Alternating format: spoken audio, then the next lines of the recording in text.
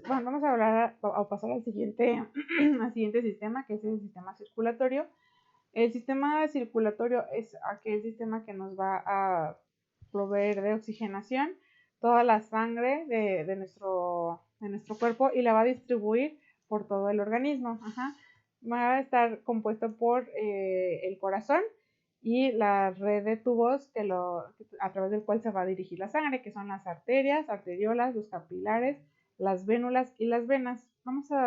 Sabemos que nuestro sistema circulatorio tiene dos circuitos, el circuito sistémico, que es el que va hacia todo nuestro organismo, hacia todo nuestro cuerpo, y la circulación pulmonar, que es aquella que se encarga únicamente de llevar la sangre con dióxido de carbono hacia el pulmón para que se oxigene, cambiarla por el dióxido por el oxígeno y regresar sangre oxigenada hacia el corazón para que esta pueda ser distribuida por todo nuestro organismo hacia todos los órganos y sistemas.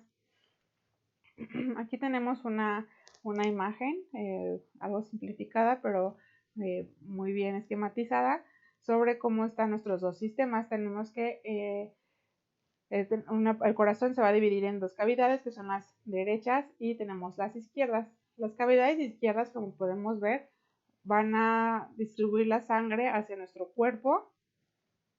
Son los circuitos que están en color rojito. Vemos que la sangre que ya está oxigenada va a salir del corazón hacia el resto de nuestro organismo. Posteriormente se va a mezclar ya en las partes terminales de nuestro cuerpo. Ya al final va a ya llenarse de dióxido de carbono y va a regresar hacia el corazón, pero ya sin una sangre desoxigenada o con mucho dióxido de carbono.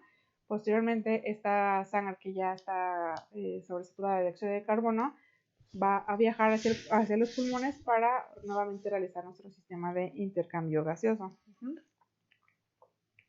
Entonces, el corazón es un músculo, es un órgano que está formado por músculo cardíaco.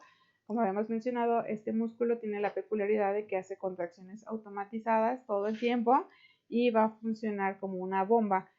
Realmente el corazón trabaja como dos bombas que están acopladas. Tenemos una cavidad derecha y una cavidad izquierda, separadas por un septum o un septo.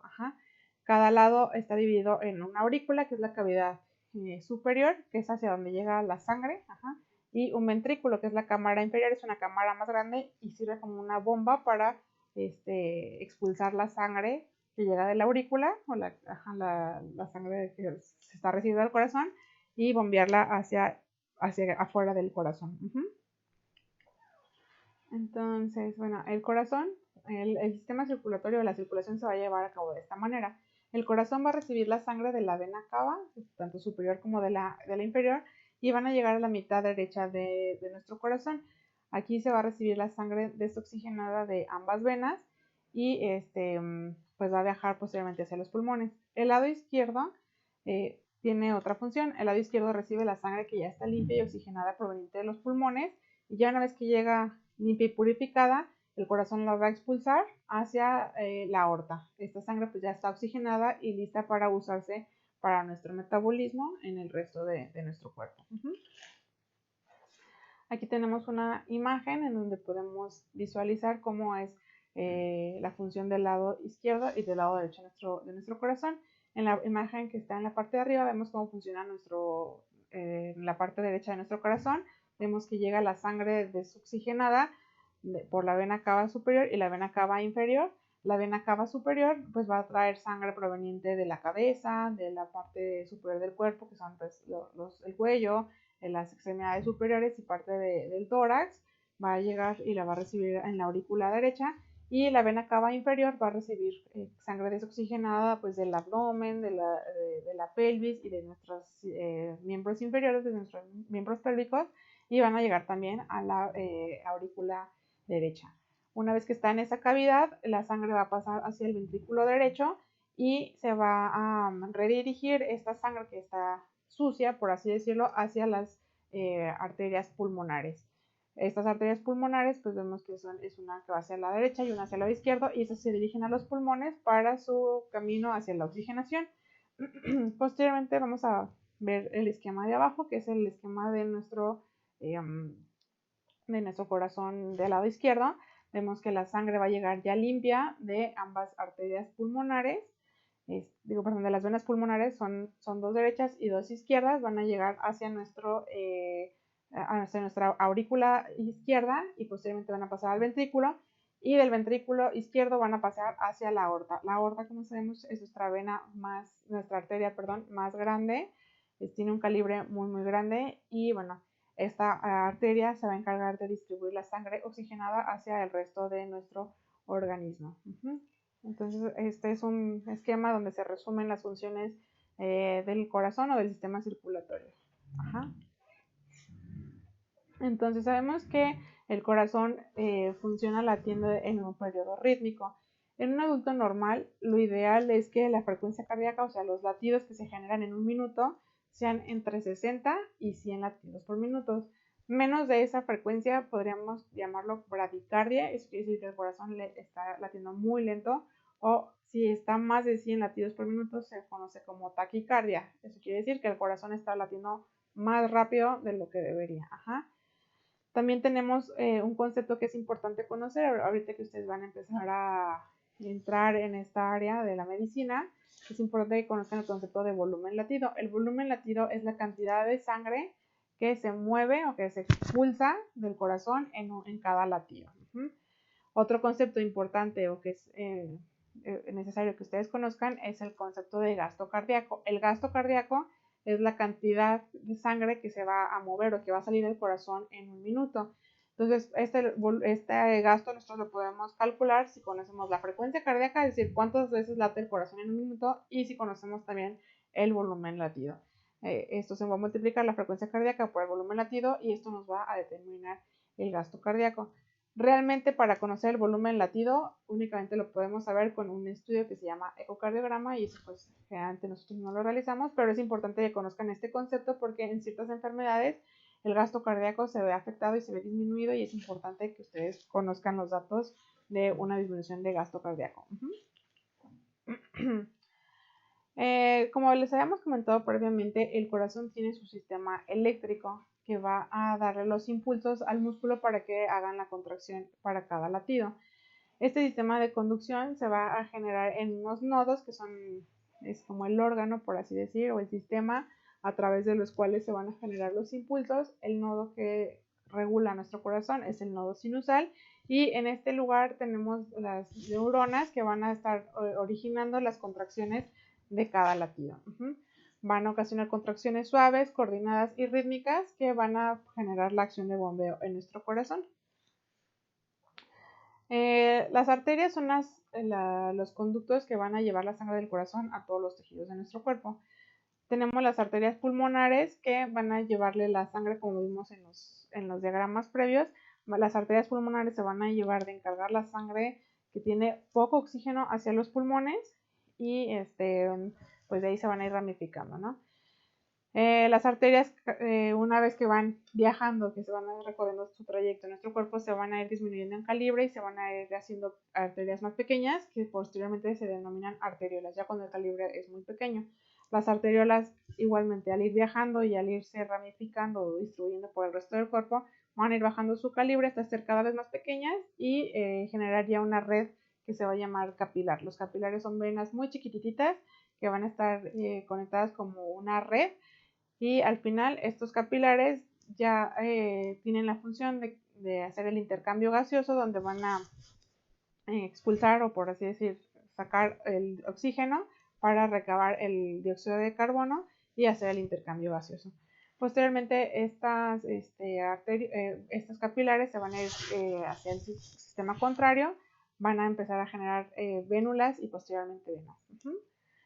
Dentro de las arterias es importante que conozcamos que las arterias van a tener un pulso. El pulso es, pues digamos que como la traducción de cada latido cardíaco que tenemos. Nosotros lo podemos determinar si revisamos a nuestro paciente, podemos encontrar varios pulsos en nuestro cuerpo. Por ejemplo, el pulso carotídeo es este pulso que nosotros encontramos si tocamos nuestro cuerpo. Podemos sentir cómo laten estas arterias. Son la traducción de que el corazón está latiendo, y ahí es como podemos determinar cuál es la frecuencia cardíaca de nuestro corazón. Podemos encontrar los pulsos en el cuello, las muñecas, en las ingles, incluso en el dorso del pie también. En diferentes lugares podemos ubicar arterias y palpar nuestro pulso para determinar la frecuencia cardíaca de nuestro corazón. Bueno, aquí es lo que habíamos comentado previamente, las arterias se van dividiendo en más pequeñas hasta crear arteriolas, posteriormente las arteriolas se hacen más pequeñitas para crear capilares y los capilares crean como una red, ahí podemos ver muy bonito el esquema, como es una ramificación muy grande donde se hace una red y esa red, las venas son los vasos, perdón, son tan pequeñitos que existe la facilidad de que se intercambien las moléculas de oxígeno por el dióxido de carbono en las células de nuestro organismo y entonces ahí lo que se hace es pues cambiar el oxígeno por el dióxido de carbono para posteriormente retirar ese dióxido de carbono de nuestro cuerpo que ya no nos sirve, retirarlo y esta sangre que ya no está purificada, que ya está desoxigenada, pues se va a ir retirando a través de los capilares terminales, que estos se van a ir uniendo, por así decir, para crear vénulas, que son venas muy delgaditas, y estas vénulas se van a ir creciendo o se van a ir uniendo para generar o crear venas de un tamaño mayor hasta terminar en las venas cavas, que como hemos comentado, las venas cavas son las venas terminales que llegan hacia nuestro corazón en la aurícula derecha. Entonces las venas tienen la función de regresar la sangre escasa en oxígeno hacia el corazón y bueno, habíamos comentado también que la vena cava superior lleva la sangre de la parte superior de nuestro cuerpo, que es la cabeza, los hombros, el cuello, extremidades superiores, y la vena cava inferior lleva la sangre desoxigenada del abdomen, la pelvis y las extremidades inferiores. Dentro de nuestro sistema circulatorio tenemos un órgano accesorio que es el vaso. El vaso es un músculo, es un órgano sólido que está localizado bajo la caja torácica sobre el lado izquierdo de nuestro cuerpo. Se va a encargar de filtrar la sangre y también es parte de nuestro sistema inmunológico. Particularmente puede ser susceptible a alguna lesión por algún trauma contuso o contundente y pudiera llevar a un sangrado interno severo. Es importante que nosotros lo reconozcamos y que sepamos identificar alguna lesión que sea en ese lugar, descartar que tengamos alguna lesión de este órgano, porque el volumen de sangre que maneja este órgano pues pudiera ocasionarnos una hemorragia importante. Nuestra sangre sabemos que está compuesta por diferentes células. La sangre va a estar compuesta por plasma, que es la parte líquida. Si nosotros agarramos una muestra de sangre y la centrifugamos, vamos a ver que se va a dividir en varios componentes. El plasma es la parte líquida, es un líquido amarillito, que es digamos donde va a viajar toda la parte celular de nuestra sangre. Tenemos también los glóbulos rojos, que son los eritrocitos. Son estas células en forma de donita, color rojizo, que son los que le dan el color rojo hacia nuestra sangre. Ese color rojo está determinado por la hemoglobina, que es la principal proteína que está dentro de los glóbulos rojos y son los que le dan este color rojizo. Más o menos la cantidad de glóbulos rojos que están presentes en la sangre es como de un 40%. ¿Sí? Si centrifugamos una muestra de sangre, vamos a ver que de cerca de la mitad es glóbulos rojos y casi el resto también va a ser el plasma.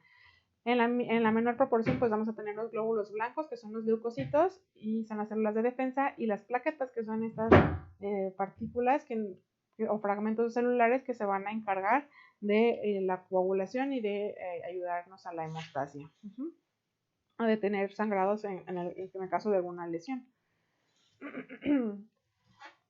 Dentro de la fisiología del sistema circulatorio tenemos que conocer qué es la presión sanguínea.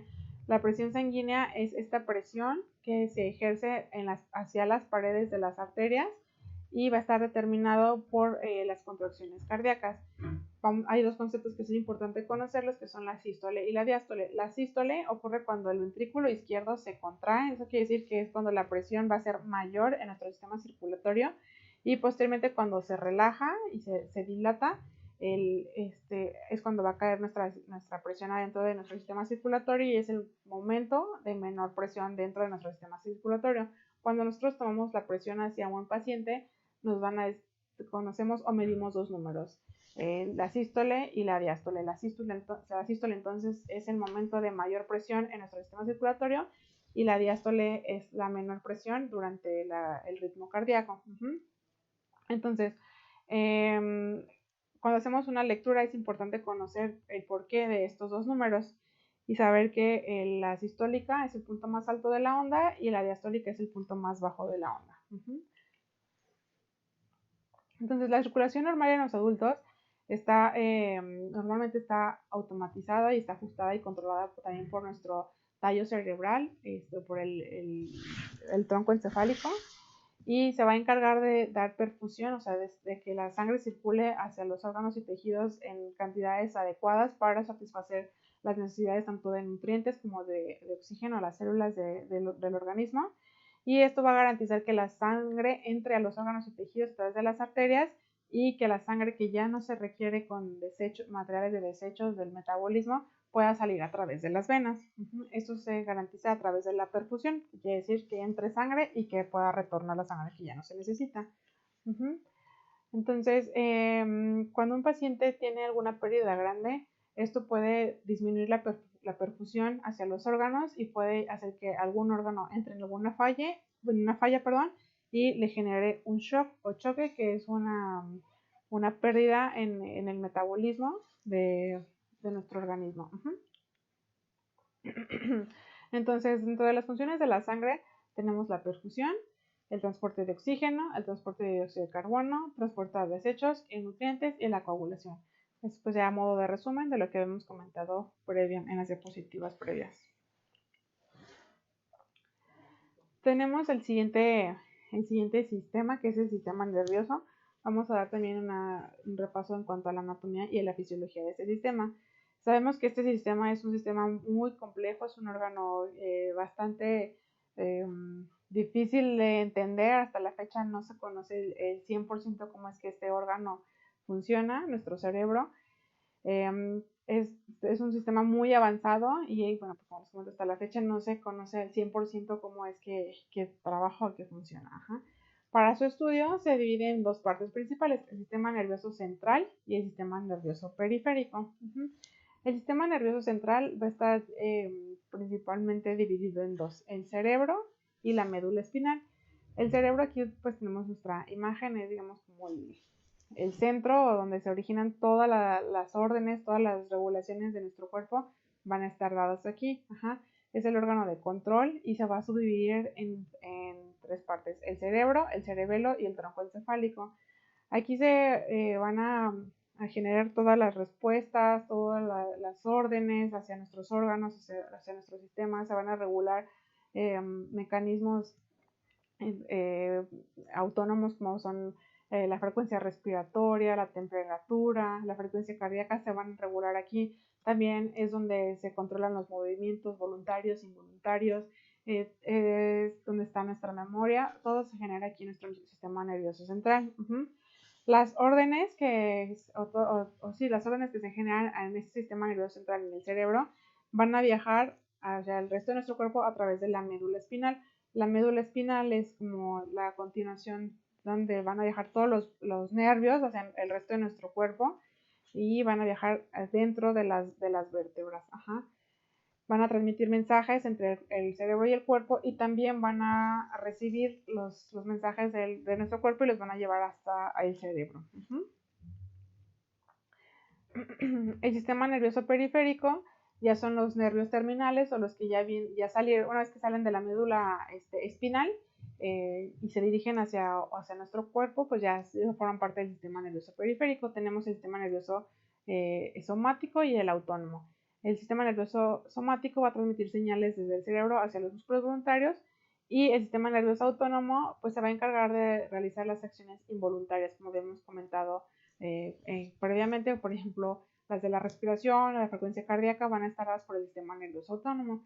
El sistema nervioso autónomo a su vez tiene dos subdivisiones, el sistema nervioso simpático, que es el que se va a encargar de acelerar todas las reacciones de nuestro cuerpo, como por ejemplo la frecuencia cardíaca, se va a encargar de acelerarla, o la respiración se va a encargar de aumentar la frecuencia de la respiración, y tenemos el sistema nervioso parasimpático, que es el que se va a encargar como de frenar o de mitigar las acciones que pudiera dar el sistema nervioso simpático. Entonces se va a encargar como de desacelerar las reacciones en nuestro cuerpo o las acciones en nuestro cuerpo, como el de la respiración o el de la frecuencia cardíaca. El sistema nervioso simpático como tal es el que se encarga de las reacciones de pelea o de huida, así como de poner a nuestro cuerpo alerta y de ponerlo al tanto, acelerar todos los sistemas para que estemos listos en caso de alguna acción de emergencia, pues tener una adecuada respuesta. Ajá. Entonces, dentro del sistema nervioso periférico sabemos que hay dos tipos de nervios, los sensoriales, que son los que van a llevar información sobre sensaciones, por ejemplo, dolor, calor, temperatura, van a llevar información del cuerpo al sistema nervioso central, perdón, y también tenemos los nervios motores o motrices, los cuales van a llevar información del sistema nervioso central hacia los músculos, esto para poder coordinar movimientos, también nos dan ubicación nos dan señales como para la propiocepción, o sea, saber cómo está nuestro cuerpo acoplado, ajá, la posición que tenemos.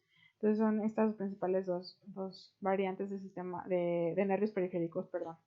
El sensorial, que lleva datos desde el cuerpo hacia el sistema nervioso central, y los motores, que son los que van a dar información hacia nuestros músculos de cómo moverse. Vamos a pasar ahora al sistema tegumentario, que son la piel y los anexos. La piel como tal tiene tres capas o tres porciones. La piel como tal, que tiene la epidermis y la dermis. La epidermis es la parte más superficial, que es la parte externa, la que podemos tocar, la que podemos ver. Y la dermis, que es un poquito ya más profunda. Abajo de la dermis tenemos el tejido celular subcutáneo, que es donde está la grasa, que nos ayuda como para aislarnos del calor y protegernos de temperaturas bajas también. Sirve también como una reserva de energía y es ahí donde están ya los vasos sanguíneos y los nervios. Aquí tenemos un esquema del sistema tegumentario de la piel. Tenemos un corte donde podemos ver la epidermis, que es una capa muy, muy delgadita, donde están las células que ayudan a proteger la piel. Sabemos que la epidermis más delgadita que tenemos en nuestro cuerpo está a nivel del párpado y la epidermis más gruesa que tenemos en nuestro cuerpo está a nivel de las palmas y las plantas de los pies. La parte de la epidermis es meramente como para protección y sirve para ayudarnos a, sí, pues a evitar la pérdida de agua, de calor, ayuda también como a protección, no sé, si tocamos algún químico o alguna sustancia, pues no lesionar la piel más profunda. Ajá. Pues más abajo tenemos la dermis es esta parte de nuestro cuerpo donde ya tenemos la irrigación sanguínea, tenemos también ya terminales nerviosas, entonces esto nos ayuda a darle nutrientes hacia nuestra piel, recibir señales nerviosas como de calor, de frío, de dolor, y también ahí es donde ya empiezan a ver algunos músculos y los pelitos o las glándulas de nuestra piel, ¿no? Más debajo ya tenemos el tejido celular subcutáneo, que es la grasita a través de la cual tenemos la protección y la separa de los músculos.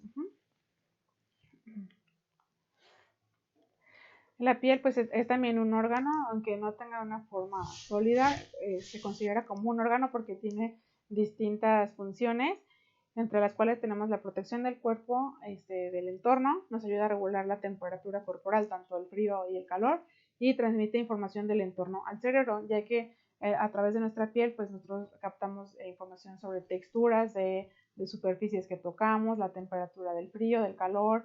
Si tenemos dolor, pues podemos registrarlo a través de nuestra piel. Entonces, pues nos da, en cierta manera, información para protegernos. Y toda esta información se lleva hacia el cerebro para posteriormente generar nosotros una reacción o una respuesta. Otras funciones que aquí no están mencionadas es participar en el metabolismo de la vitamina D, de generar pigmentación como los melanocitos para protección también de la radiación ultravioleta. Y bueno, también nos ayuda para evitar las pérdidas de agua. Ellos sirven como una barrera protectora para que en situaciones de calor el agua de nuestro cuerpo no se evapore y salga de nuestro cuerpo. El siguiente sistema que vamos a revisar es el sistema digestivo, El sistema digestivo es pues todo este órgano o todos estos órganos o ese trayecto desde el cual nosotros comemos o tomamos algún alimento, se procesa, se obtienen los nutrientes de esos alimentos y se preparan para su eliminación de lo que a nosotros no nos sirve. Ajá. La digestión pues entonces es el proceso de que la comida nos nutra a las células de nuestro cuerpo.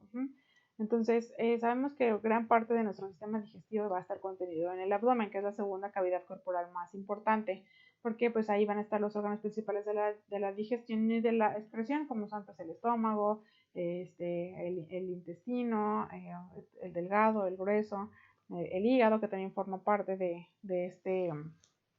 este sistema. Y bueno, para poder estudiar o localizar los órganos en nuestra cavidad abdominal, se ha propuesto dividir el abdomen en cuadrantes para saber localizar más fácil estas zonas. Se van a dividir los cuadrantes en superiores e inferiores y también en derecha e izquierda. Esos cuadrantes los hacemos trazando una línea sagital al que pasa por el ombligo y una línea transversa también por el ombligo para generar un cuadrante.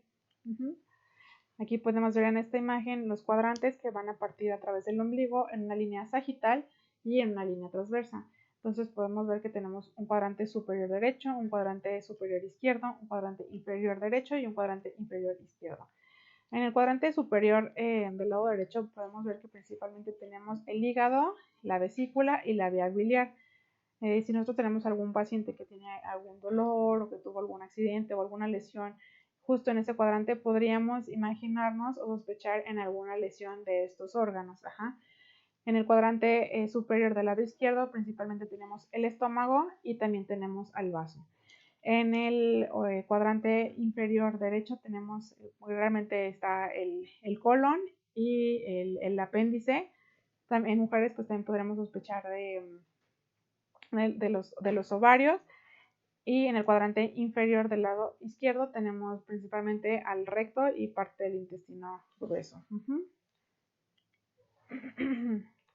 Entonces, de los órganos que forman el sistema digestivo tenemos la boca, que va a estar conformada por los labios, las mejillas, las encías, los dientes y la lengua.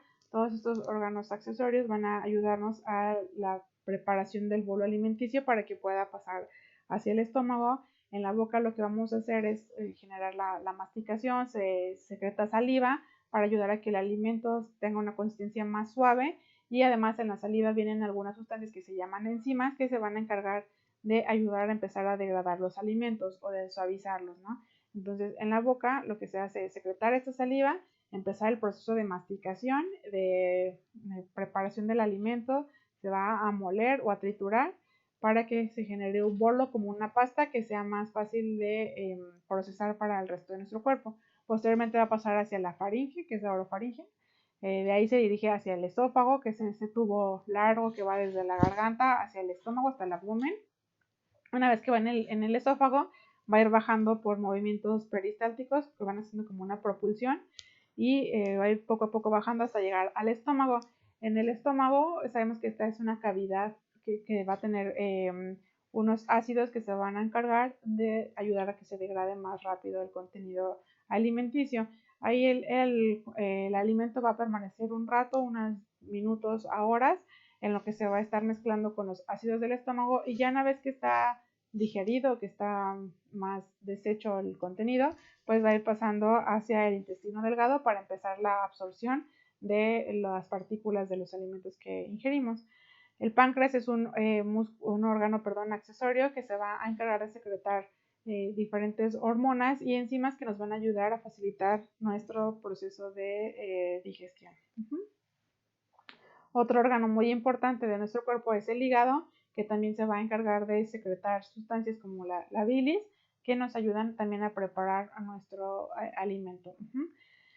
El intestino delgado y el intestino grueso son otras partes de nuestro sistema digestivo, que son tubos en los cuales se va a estar absorbiendo gran parte de lo que se procesó en el estómago, y también el agua que viene incluida en este bolo se van a absorber para que ya hasta el final en el intestino grueso únicamente queden los desechos que ya nuestro cuerpo no pudo procesar, que no nos sirve, que no se necesita en nuestro organismo, pues se van a ir trasladando hasta el final, hasta llegar al recto, que es la parte terminal de nuestro sistema digestivo, para posteriormente ser excretados en forma de excremento. Entonces, como les había mencionado previamente, en nuestro sistema digestivo tenemos algunas sustancias que se denominan enzimas. Las enzimas son proteínas que tienen una función en específica. En cuanto a nuestro sistema digestivo, las enzimas son sustancias que se agregan a la comida para ayudarlas a degradarse y a que se deshagan más fácil o más rápido. Estas enzimas se secretan principalmente por las glándulas salivales, también hay algunas que se secretan por el estómago, por el hígado, el páncreas y el intestino delgado. Estas enzimas convierten la comida en azúcares básicos, en ácidos grasos y en aminoácidos que son más fáciles de aprovechar por nuestro cuerpo y más fáciles de absorber. Entonces, esto hace que se procesen de forma subsecuente por el hígado y se transporten por la sangre a través del cuerpo. Otro de nuestros sistemas que vamos a hablar es el sistema linfático. El sistema linfático es nuestro sistema de defensas, por así decirlo, y es una red que se distribuye por todo nuestro cuerpo como el sistema circulatorio y de hecho apoya bastante al sistema circulatorio y al sistema inmune. El sistema linfático va a estar constituido por la linfa y por nuestras células de defensa. La linfa es un fluido que es como amarillento, como color pajita, que va a llevar las células de defensa y nutrientes a las células y pues, se va a encargar también de recoger algunos productos de desecho que no nos sirven para retirar toxinas y materiales perjudiciales de nuestro cuerpo. Otro sistema que también tenemos en nuestro cuerpo, no más importante, es el sistema endocrino. El sistema endocrino es aquel que se encarga de producir hormonas para regular nuestro metabolismo. Es un sistema bastante complejo y bastante interesante porque estas hormonas se van a encargar de crear mensajes que van a controlar nuestro cuerpo y diferentes metabolismos o diferentes pues sí, como sistemas de nuestro cuerpo. Tienen muchas funciones interesantes y sobre todo muy importantes. Y esas hormonas por lo general son liberadas directamente del torrente sanguíneo y una vez que llegan hacia su órgano blanco empiezan a generar una función. Cada hormona tiene un proceso o algún efecto específico en algún órgano o en algún tejido o en algún proceso. Entonces, aunque se liberen en la sangre, únicamente ejercen función en el órgano en el que están diseñadas para trabajar. Sabemos que la mayoría de las hormonas se van a generar en el cerebro. Nuestro cerebro las va a estar produciendo y las libera hacia nuestro sistema sanguíneo y una vez que se liberan pues van a viajar a diferentes órganos como la tiroides, los órganos reproductores, para generar alguna función en específico. Si un paciente tiene un exceso o una deficiencia de hormonas pues puede caer en una enfermedad. Entonces es importante también conocer todos nuestros órganos y todos nuestros órganos endocrinos y saber cuáles son las funciones que realizan para, si tenemos algún paciente con alguna enfermedad, pues saber por qué tiene diferentes signos y síntomas y saber si los signos y síntomas que tiene son relacionados a la enfermedad que él padece. Otro sistema que tenemos por mencionar o por revisar es el sistema urinario. El sistema urinario es aquel que se encarga de filtrar la sangre de nuestro organismo para retirar los desechos. Una vez que la sangre llega al riñón, la va a filtrar para retirar los desechos y todos los desechos que se extraen de la sangre van a concentrarse en la vejiga y van a formar la orina. Entonces, el riñón lo que se va a encargar es quitar el volumen extra de la sangre. Nosotros, por ejemplo, tomamos un litro de agua, ese litro de agua se va a absorber por nuestro sistema digestivo y va a pasar a la sangre. Lo que va a pasar es que nuestro riñón va a detectar que de repente ya tiene un litro más de agua dentro del sistema circulatorio, la presión va a subir y entonces el riñón se va a encargar de sacar ese volumen extra del sistema circulatorio y además de todos los metabolismos de desecho que se encuentran dentro de ella. Se va a concentrar y se va a generar orina que se va a trasladar desde el riñón por el uréter hacia la vejiga. La vejiga es un órgano de contención, se va a encargar de estar conteniendo la orina hasta generar suficiente volumen para que se pueda excretar por la uretra. Entonces, el sistema urinario se encarga de controlar el equilibrio de fluidos del cuerpo, filtra y elimina desechos, controla también el equilibrio del pH y los principales órganos de este sistema son los riñones, la uretra, la vejiga y los uréteres. Tenemos también el sistema genital, el femenino y el masculino, que sabemos que la principal función de estos órganos es el sistema reproductivo. En el sistema masculino pues tenemos los testículos, que son estos órganos en forma ovoide, como en forma de huevito, que se van a encargar de generar las células de la reproducción, que son los espermatozoides, y también ciertas hormonas.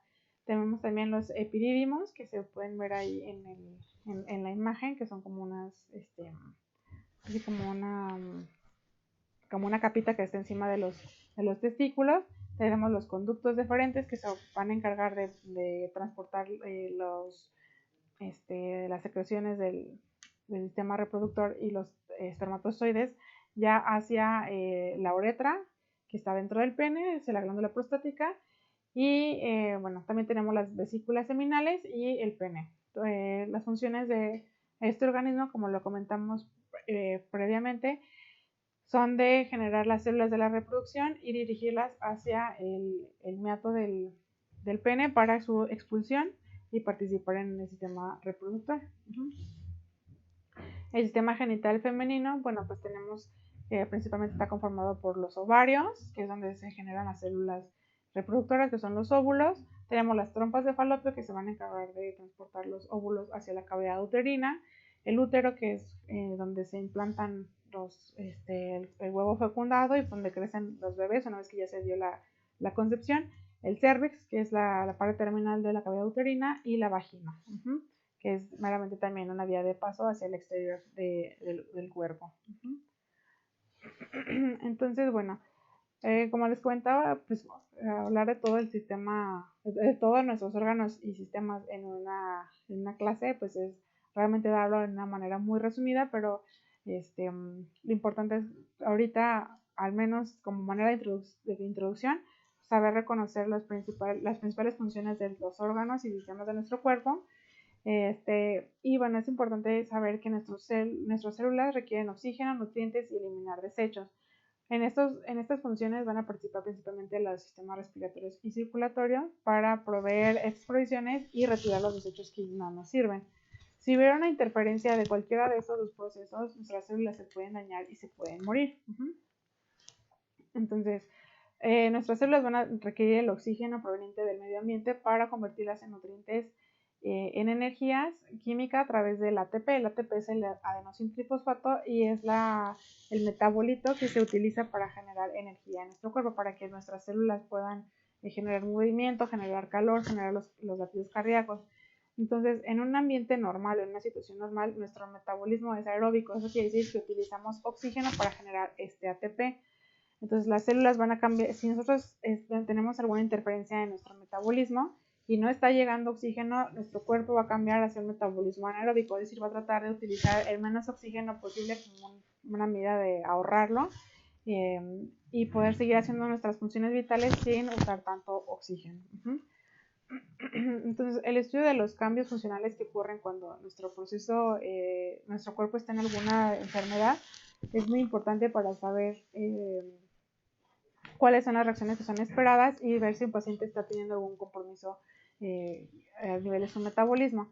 El compromiso respiratorio puede llevarnos a una hipoxia o una hipercapnia. La hipoxia es cuando los niveles de oxígeno son menores a los que nuestro cuerpo requiere, y la hipercapnia es cuando el dióxido de carbono se está acumulando y hay demasiado en nuestro cuerpo y también interfiere en nuestro metabolismo o nuestras actividades.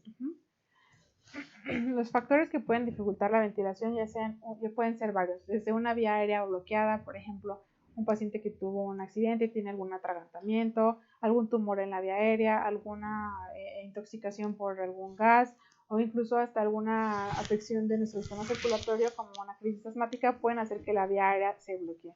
También tener alguna discapacidad de los músculos de la respiración, como alguna intoxicación por algún medicamento, alguna obstrucción fisiológica de la vía aérea como el asma u otros factores pueden hacer que nuestra ventilación se vea bloqueada o alterada y por lo tanto el aporte de oxígeno se vea disminuido.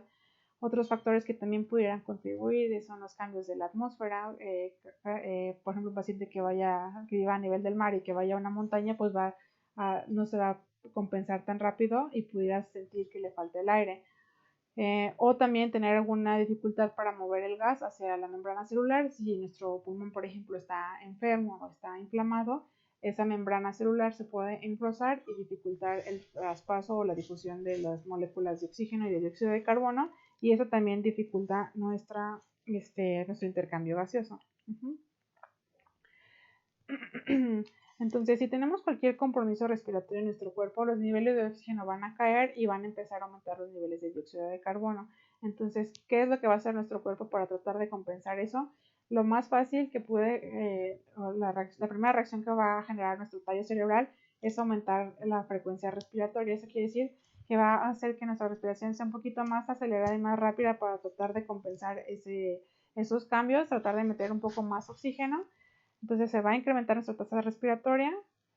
Si no se compensa la sangre, se puede hacer un poco más ácida, y entonces el cerebro va a tratar de mandar más instrucciones para respirar más rápido.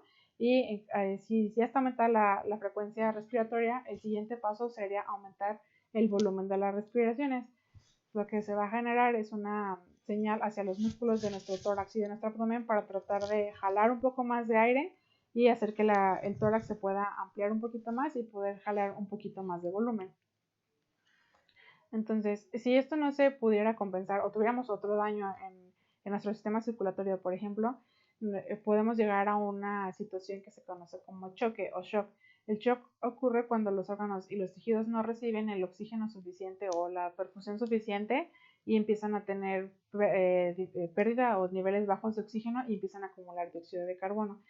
Hay diferentes tipos de choque. Este no es el objetivo de la clase mencionarlos, pero es importante que lo reconozcan y sepan el origen del choque. Entonces sabemos que hay diferentes causas, pero todas van a tener en común que los órganos y sistemas de nuestro cuerpo no se están perfundiendo bien, no tienen la oxigenación suficiente y empiezan a acumular metabolitos de desecho. Entonces, como comentamos, los niveles de oxígeno van a caer, las células van a entrar en un metabolismo anaeróbico, eso quiere decir que como ya no tienen oxígeno van a tratar de ahorrar lo que tengan para tratar de ser un poquito más eficientes. Se va a desarrollar una acidosis metabólica, eso quiere decir que la sangre se va a hacer un poquito más ácida porque tiene mucho dióxido de carbono y tiene muy poco oxígeno. Entonces se van a empezar a liberar algunas sustancias como la adrenalina y la norepinefrina, que son parte de nuestro sistema simpático, para ayudar a acelerar las reacciones de nuestro cuerpo. Eso quiere decir que va a aumentar la frecuencia cardíaca y la frecuencia respiratoria para tratar de compensar estas pérdidas que estamos teniendo. Se incrementa el ritmo cardíaco y pues esto para tratar de compensar la baja perfusión hacia los órganos periféricos.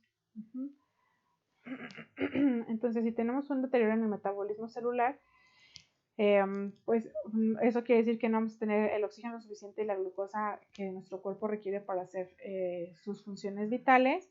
Entonces, pues vamos a llegar a una acidosis metabólica severa, como ya lo habíamos comentado previamente. Las células cerebrales no van a poder usar el combustible alternativo y puede haber una lesión que pudiera llegar a ser irreversible. Ese es el porqué de la razón de saber detectar un paciente que está entrando en estado de choque, para poderlo detectar y tratar de frenarlo o de resolverlo. Y bueno, esta fue la última diapositiva. Como ven, es un tema bastante amplio. Conforme vayan pasando los siguientes módulos, pues vamos a ir hablando un poquito más detallado de cada uno de los temas que mencionamos, sobre todo de la parte de choque. Pues hay una clase especial para choque. Ahorita es meramente una introducción para que entiendan un poquito de la fisiología del por qué se ocurre un shock. Ya lo vamos a ir viendo con más detalle. De todas maneras, si tuvieran alguna duda o alguna inquietud sobre lo que vimos, me pueden contactar con toda confianza, y yo les recomiendo que aparte de lo que viene en su libro, o sea, lo lean y traten de profundizarlo en otros libros para que puedan tener un panorama un poquito más general. Esto es todo y pues muchas gracias por su atención.